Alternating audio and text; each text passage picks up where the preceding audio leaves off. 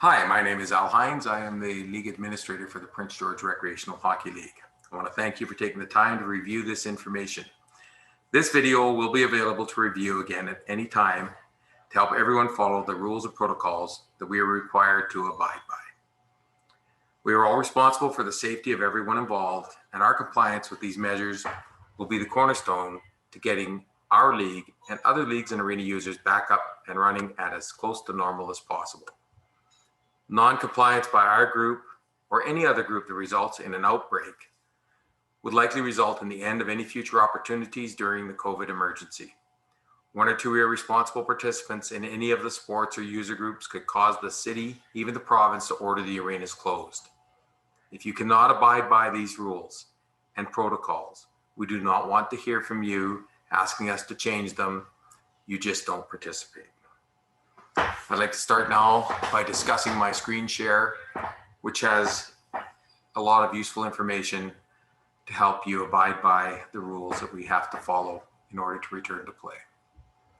The information here is subject to change at any time, either as directed by the Provincial Health Office, via Sport, Hockey Canada, the City of Prince George, and or at the direction from the executive of the Prince George Recreational Hockey League. We understand that what we are offering is different from what you are used to. There are additional steps that are required for individuals to be able to participate in our program league. This video is necessary to meet the requirement for a meeting before we begin play and to help everyone through the process. This process we have gone through to get you in a position to be able to participate in hockey again has been challenging for the administration. We are happy to be able to get participants back to the ice playing the game we all love.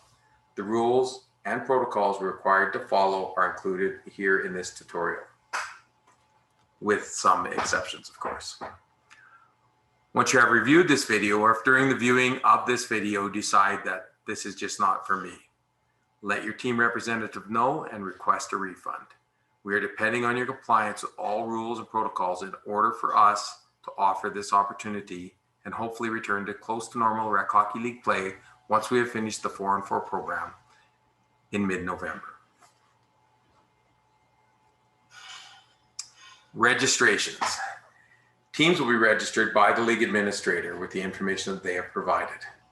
And once you are notified to register as a player, you will go to the website and follow the player registration instructions. Once you watch this video, please answer a few questions to confirm that you have viewed it. You will be asked to review the rules and protocols and agree to abide by these in order to register. So what will happen is when you go to register, there will be the rules and protocols will be there, and you'll have to click an I agree button to acknowledge that you agree to follow all the rules and protocols that we have put in place. And this will be after you've already watched this video. So these are all important things. One little note as an aside, we have just about completed the construction of our new website. So you will be directed by your team representative to either go through the older website at REC-HMS.com, or we may actually direct you to go directly to the new website, which will be available beginning early this week, so you can begin registering. Waivers. A printable waiver is available on the homepage of the website, and you must print this out yourself, review it completely, then fill in requested info, sign and date. Then return this to your team rep ambassador before entering the arena for your first game. Your team rep will return all completed waivers to the timekeeper when they receive them. So at the night that they receive them, they'll give them to the timekeeper, which means that you've complied with that requirement. If you don't have a printer, arrange to have someone else, your team rep or somebody, print the waiver for you, and then show up early enough to fill it out and return to your team rep before you enter the arena. Team reps and ambassadors. As part of this whole return to play thing, the city's asked and via Sport has asked that we have ambassadors to help guide everyone and to meet, to guide them around the buildings and help meet all the protocols and rules that we have in order to return to play. So every team will be required to have 3 designated ambassadors, and unless otherwise indicated, these will be the 3 team representatives identified on your team's info form. Team Rep 1 will be the designated ambassador for each session unless they are not there, and then Team Rep 2 or 3 will be required to perform these duties. League admin will be supplying detailed instructions to the ambassadors and all participants, including but not limited to the safe return to play application submitted to the City of Prince George. Here you can see the information from the Community Arena Safety Plan that is on page 5 in section 8, discussing the need for ambassadors. We won't be looking for armband signifiers. You'll know who your team reps are, so you'll deal with them. And team reps, ambassadors, just like yourself, must review all the safety rules and protocols and ask questions if they need clarification on any of the information included in these documents or video tutorials. So if anybody has any questions, do not hesitate to shoot me an email or have the team rep contact me, and I'll get answers as quickly as I can. One of the most important requirements in order for us to return to play is a pregame online health check requirement. This is mandatory across the board and is non-negotiable, has to be done. And players must complete their online health check questionnaire before each and every game. And this must be done no more than 6 hours before the scheduled start time and no less than a half hour before their ice time. These health checks are transferred to a spreadsheet and they are time-stamped. So follow these rules. You can't go in at the very beginning of the season and do all 8 games, for example, if you want to get around this requirement there. This is very closely monitored, and like I said, it's date and time stamped, so you can't do it in advance for obvious reasons. You will be asked if you have completed this requirement by your team representative before you enter the building. Confirmation that you have completed the health check requirement will be made available to the team representatives through the spreadsheets that are on the website. Again, both date and time stamped. And any player that has not met the health check requirements correctly and completely will be sent home immediately, with no exceptions. The health check requirement is an extremely important piece of our ability to return to play. When a player completes the health check, that information is transferred to the spreadsheet, as I mentioned, and easily can be reviewed. If any player listed on a game sheet does not complete the health check requirement, we'll make this information available to the team rep so there can be no mistakes. So a team rep will be able to pull up this information on their phone from the website on the spreadsheet at the games. And if they see that you haven't met the requirement, then you'll be sent home. So having said that, if the team rep allows a player to participate that has not met the health check requirement, there will be fines. First offense is $100, second offense $200, third offense is $300, fourth offense is a $400 fine, and the team is removed from the program, and all players registered with that team will not be permitted to play in any future PGRHL hockey programs or league play at any time during the COVID-19 pandemic restrictions. And this could go on for a while. So if you decided you want to try to scoot around this requirement, you could create a situation where the other members of your team, every registered player in your team, would not be allowed to play until COVID-19 either has a vaccination or the restrictions are all removed. Could be a year. So please just take this one step before you go to every game and make sure it's done. If you are fined, the team fines will be required to be paid prior to your next game. So again, we would prefer to never fine anyone for this. We just want everyone to comply.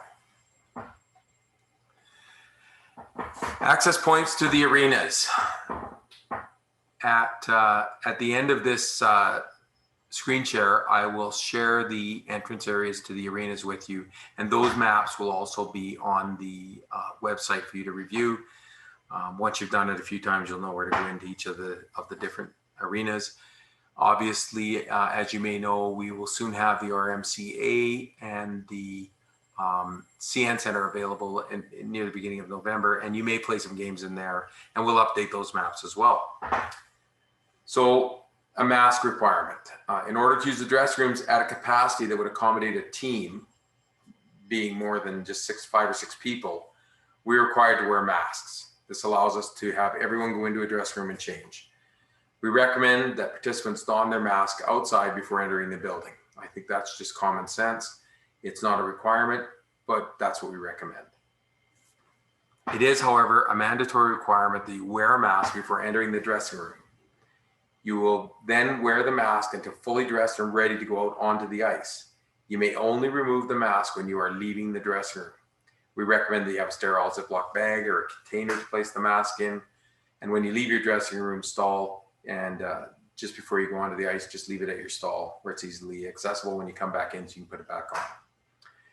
You must put your mask back on immediately upon returning to the dressing room and leave it on until you exit the dressing room. And again, common sense would dictate that we recommend that participants leave the mask on until they exit the building. 20 minutes before your scheduled start time, your group should meet at the designated entrance to the arena they're using. So please be on time. Doors are locked. An arena attendant's going to let you in.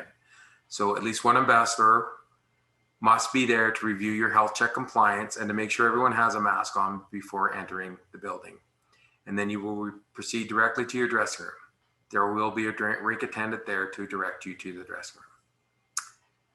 Again, I posted the arena maps with access points to the home page, and with availability of dressing rooms, the information will be updated. And I'll talk about this when I show you the maps at the end of this screen share. For now, enter where indicated, and once an update is available, we will update map and instructions. As you can see here, access points, lobby, hallways, places where it's going to be difficult for us to socially distance as required. Masks mitigate that risk. And so if we wear the masks when we enter the building and don't take them off till we leave the building, other than the play,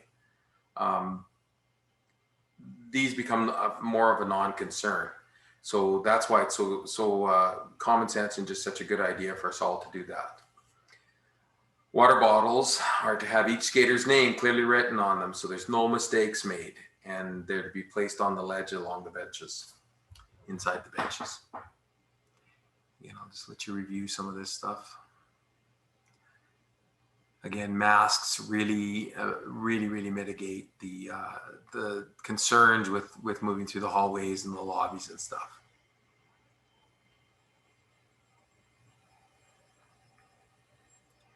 Change rooms are now open to users, and this is really is a game changer for us trying to get back to normal. And again, because we're willing to wear masks, we're able to use these rooms to a capacity that would allow us all to change and get ready for the game, and not have to come to the game wearing your equipment and just put your skates on. So players will wash their hands upon entrance and exit to the change rooms, and I believe that will be pretty much a hand sanitizer situation that's supplied by the city. Players, again, should space themselves as much as they can inside the dressing rooms. Players are to wear face masks while in the change rooms, and this is mandatory and would result in you being disqualified for play if we find out you aren't wearing your mask in the dressing room. Must be on before entering the room and can be removed just before leaving to go onto the ice. And any player that is not willing to wear a face mask in the dressing room may not participate in the 4-on-4 league at this time. So the city had spaces before they opened the dressing rooms that they had to clean after every use, where there was chairs where you would come in fully dressed and be able to put on your skates and then go on the ice.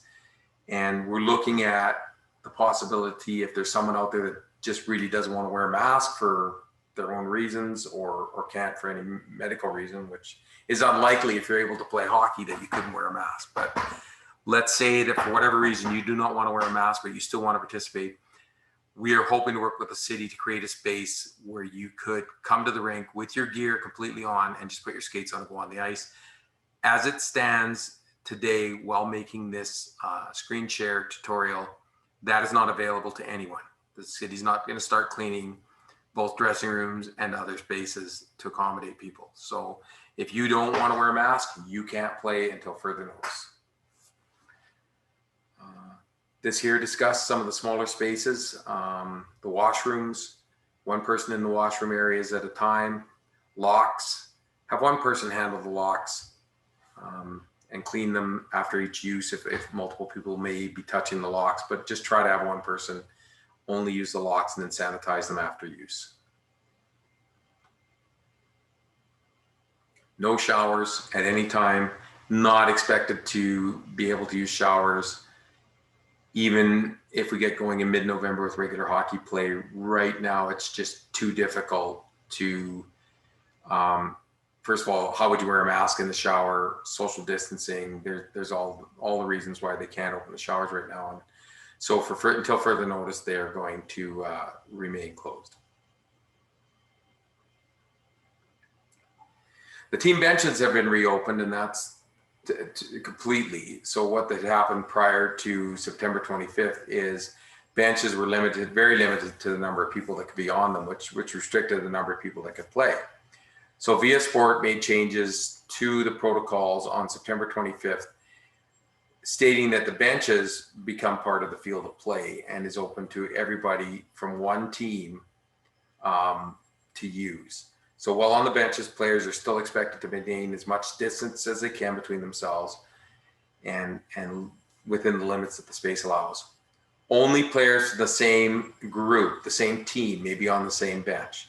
There's no spitting on the benches or on the ice surface. That is absolutely a requirement. So if you're a spitter and you can't control it, you can't play. Belongings on the bench will be limited to a water bottle and an extra stick. All personal items are to be marked clearly with the player's name, and there will be no sharing of water bottles. Again, this is just common sense.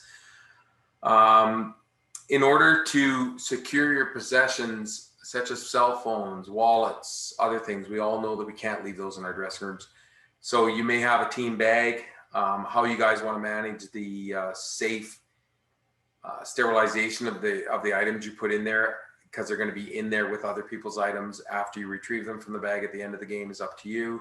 Where possible, try to leave them in your vehicle with the vehicle locked up and have very minimal stuff that you have to put in there. We know the dressing rooms are locked, but we all know that there can be issues with theft from the dressing rooms, even with locks on them. Players are discouraged from sharing any equipment or supplies. We understand that if you break 2 sticks, you might have to borrow your buddy's stick. Again, use it if you do use his spare stick for the game. That should be sterilized after that game so that he can use it himself for the next game. Make sure that if you do break both your sticks, that you're buying a new stick before your next game, please, so that you're not sharing again. Game conditions, we understand that there could be some unintentional contact, net scrums, and players are playing within a closed cohort, and we will maintain 4-on-4 hockey with 4 teams of 12 players and 1 goalie. So we've been able to increase the number of players that can actually attend a game or an event to 12 and the goalie. And this will still meet the city's safety plan of no more than 32 participants with our officials and arena attendance and other things in the building. So this has been a real game changer, and that'll help. A cohort consists of either 50 people or 4 teams, and this was updated. It's from BC Hockey, September 25th, and updated October 10th.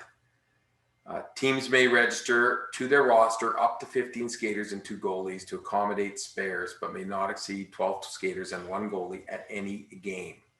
So unfortunately, if you basically want to register 12 full-time players and a goalie, and find yourself some spares and an extra goalie, that would help us out, and make us aware of who is willing to play for other teams. If your spares are willing to play for other teams, if we find sub players, we would like to register them with one of the teams so that they're registered and ready to go. So if your team, for example, has no intention of registering 15 skaters and 2 goalies, we may use one of your spots to register just a sub that everyone in your cohort could use if they needed them. And this especially is going to apply to goalies.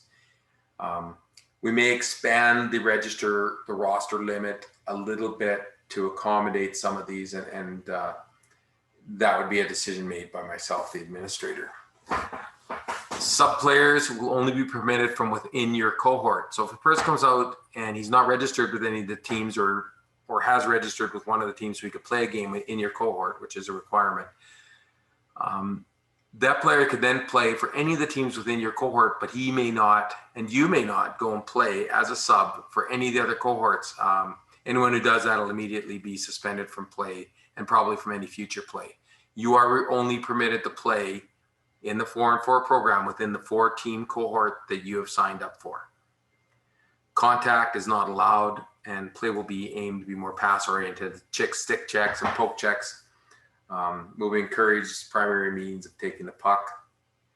As part of your registration, you will be required to agree to the rules and protocols, and they discuss at length what we expect as far as any type of aggressive player contact.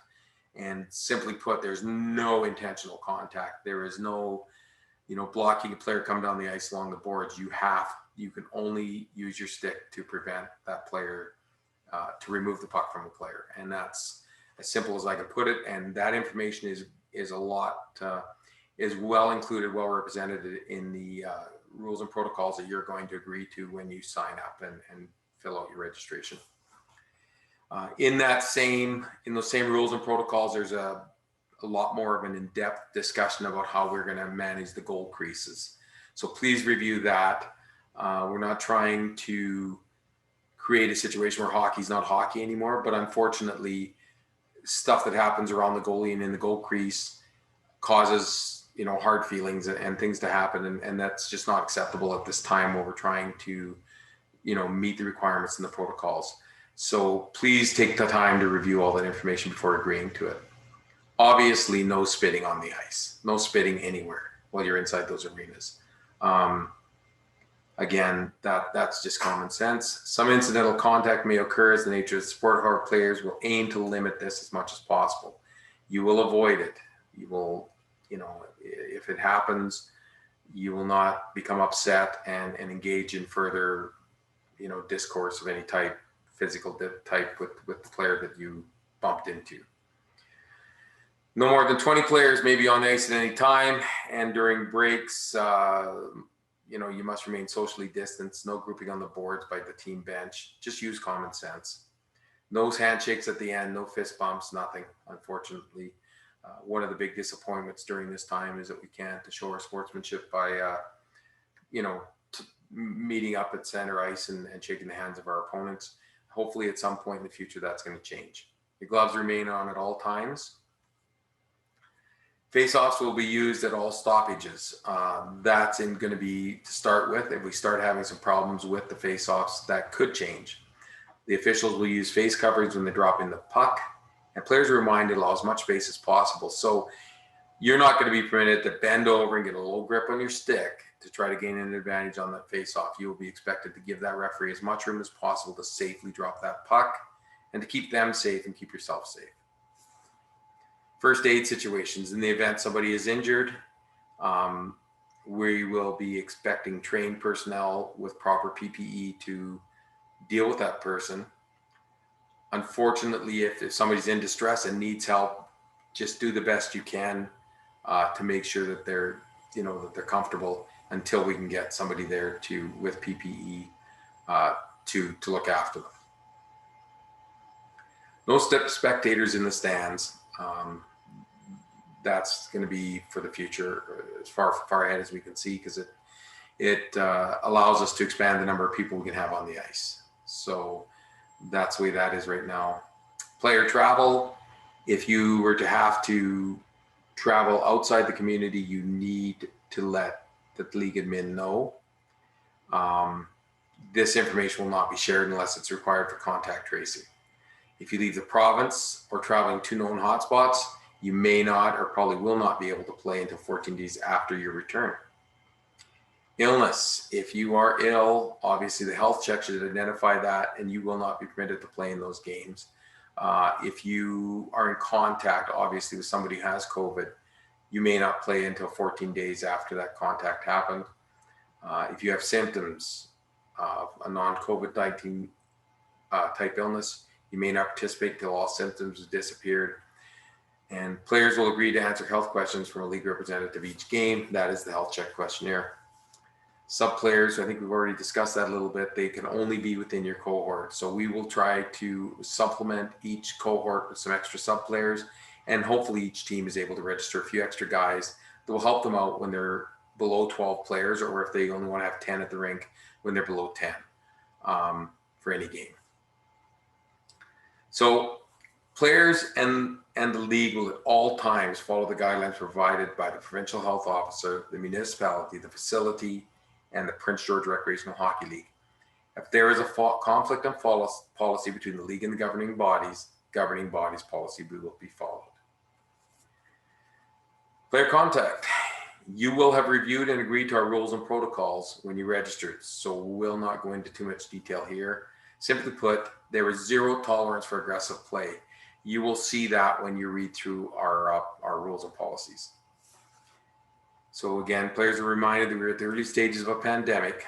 It feels like it's been on forever, but it's still early times. And you know, we're very grateful for this opportunity. So if we can follow these guidelines, we ensure the safety of our members, the guys and girls you're participating with and against, and the community at large. When you leave the arena, you're going back home to your families, and then they're going out into the community. So we're trying to do everything we can to make sure that that our participation in the sport does not cause outbreaks, does not cause anyone to become ill.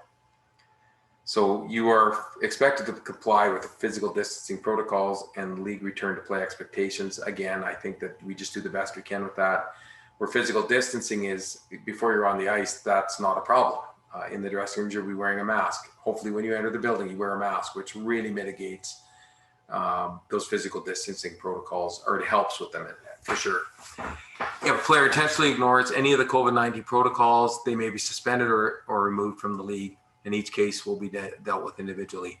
We will have no tolerance for people ignoring these rules.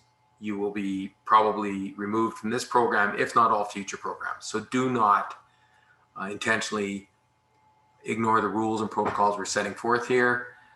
We're taking the time to make sure you're as well prepared as possible. So please take the time to do what's asked of you and keep everyone safe. Okay? So the illness policy, again, and additional info. So please review the return to play plan posted on our website that was created for us to begin play and sent in to the city. And it has details on what to do if you become ill or experience symptoms of any type of illness. So pretty much everything that this hinges on is being able to do contact tracing. So if somebody becomes ill, that's why the size of the cohorts are limited. So it limits the number of people that could be exposed, and also limits the number of people that need to be contacted should a person become unwell. So these are, this is important. I'll also be reporting or posting the VS Sport Phase 3 return to sport guidelines, another great piece of literature for you to read if you want to be sure that you understand everything correctly. And that'll be posted to the league website. And again, review that. And if any of that is updated, we will update that on our website and make you aware of that. And again, we will also post the city PG Community Arena Safety Plan to the website, and you can review that as well. I also understand that if you don't want to go in and review these items, that's why I'm doing this tutorial and screen share with you, to try to give you as much information as possible. Ask questions if you don't understand anything. Don't just assume that it's all going to be okay. If you don't know, ask. We'd rather answer 100 questions than have somebody be fined for not meeting our expectations or removed from play because they did not meet our expectations. This is the waiver of liability that you will print off. It'll be available on the homepage of the website. You are not permitted to play without reading this, signing it, and dating it, and returning it to your team representative. And then he must be responsible for returning to the timekeeper at the very first game you play in. Just to be absolutely clear, what you were agreeing to here when you signed this is that you will not hold anyone liable for if you catch COVID-19 while playing in this sport. So I want to be absolutely clear about that. If you have any concerns about that, if you are not comfortable, do not play. We are not going to be liable for you catching COVID-19 while playing in this league, no matter what the circumstances that could occur under. If it's because someone was foolish, didn't follow the protocols, that's still a possibility, and we can't control that to the point that we can't take the risk of allowing players to play if they don't follow the rules. By following the rules, we're all protected from the liability by the Provincial Health Act that was brought in the summer to allow sporting groups to again begin participating. Now I'm going to show you the arenas. So this is the Kin 1 arena, and the entrance here is over between the it's kind of at the on the north side of the arena by where the horse barns are and the horse corrals. So I think probably most of you have been in and out of the Kin 1 arena, would be familiar with this entrance. And as you can see below here, they still show the chairs in the hallways, and those will not be there. Those are not available to us. So that's where we talk about the updates to the arenas and how you get in and out of them. That is where an update will come in and probably be showing you more of a map and how you get into your dressing rooms and how you exit the building. So you enter through this way and go this way, and the idea is that as other players exit, they will go this way. Now, one of the things that we're trying to accomplish is when you enter an arena, you're 15 minutes beforehand, you're out 15 minutes before the next group comes in. So there should be no cross-contamination between you and the group that follows. And that's where we talked about how we were going to manage the games, where if we had the same cohort play back-to-back games in the same arena, the cross-contamination, the cross, I don't know how to put it, just the opportunity for you to run into somebody that's not in your cohort becomes greatly reduced, because even if you did meet somebody while you're leaving that was coming in to play in the next game, they'd be in your cohort. Unfortunately, that creates some problems if we want to use substitute players from some of the other teams in your cohort. So my intention right now as it stands is to have teams within your own cohort, the other two teams that are going to play on a different night again, so that you could use some of their players as subs if you need substitutions. Their goalies would be available to use such things as that. Again, by wearing a mask when you enter the building and wearing it until you leave the building mitigates this concern completely. So for now, that is likely the way we're going to handle it, to create opportunities for subs, especially where goalies are concerned. And we'll just go roll with it. And again, please wear your masks at all times from the time you enter the building to the time you leave it. So there's the Kin 1. Here is the Kin 2 arena. So these entrances are kind of like, if you look over here, if you can see my cursor, over here is kind of where the speed skating oval is. So if you're familiar with this entrance, this is how you enter here.